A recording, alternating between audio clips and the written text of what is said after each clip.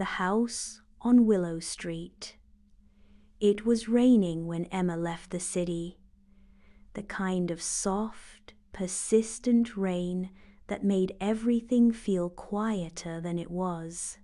Her car was packed 2 suitcases, a box of books, and a heart still heavy from the breakup she never saw coming. She didn't cry, not anymore. That part had already passed. As the road curved through sleepy hills and into the outskirts of town, a familiar shape appeared in the distance, the house. Her grandmother's house on Willow Street. It stood like a forgotten memory at the end of the lane, wrapped in ivy and time. The windows were dusty. The porch creaked under her step, but something about it still felt safe. Emma hadn't been there in years, not since she was a girl, sitting cross-legged on the carpet while her grandmother read love stories out loud. Stories with lost letters, wartime romances, and promises that lasted beyond lifetimes. Now the house was hers. The first night was quiet.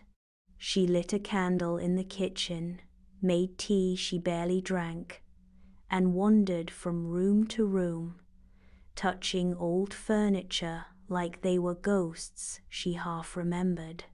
Upstairs, the attic door stood slightly ajar. Drawn by a strange pull, she climbed the narrow staircase, flashlight in hand. Dust floated in the air like snow, settling on boxes stacked in crooked rows. There were photo albums, old records, a dressmaker's mannequin draped in silk. Then she saw it, a small, worn trunk tucked behind an antique mirror. It was locked, but the key was close hidden in the same ceramic jar where her grandmother used to keep peppermints. Emma turned the key, slowly, and opened the trunk with a soft groan of old hinges.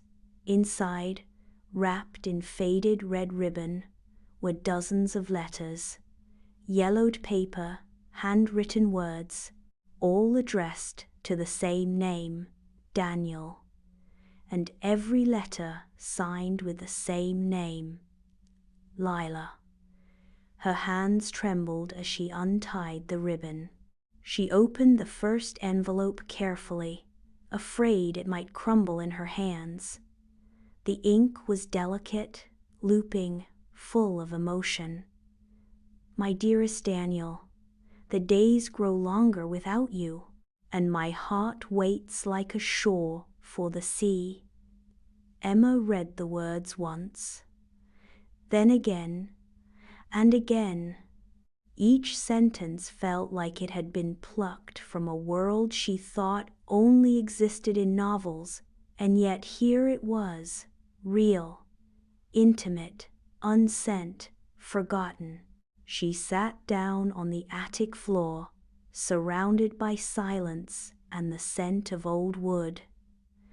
100 questions spun in her mind.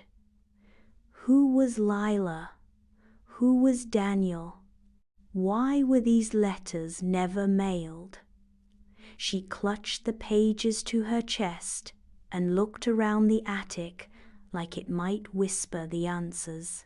The night stretched on, the storm outside quieting to a drizzle.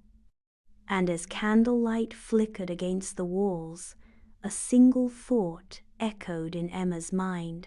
Some stories begin where others were left unfinished.